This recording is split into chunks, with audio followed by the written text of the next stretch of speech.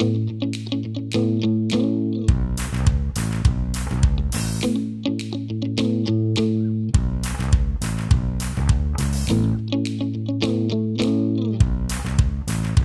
général, l'année qui précède, ou les 2 années qui précèdent le renouvellement électoral, notamment dans les communes, hein, c'est le plus important, hein, eh bien, il y a une progression des dépenses d'investissement et d'aménagement. Le début du mandat de 2008, il a commencé pareil.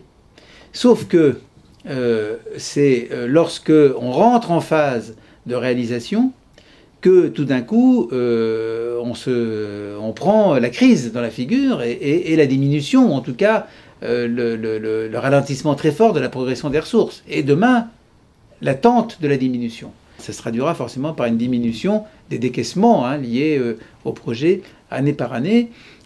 C'est quelque chose qui est, à mon sens, à peu près inévitable dans les circonstances actuelles. J'ajoute, et ça c'est nouveau, que les élus sont prudents, mais que les contribuables le sont encore plus. Donc aujourd'hui, il faut tenir un discours de très très grande modération.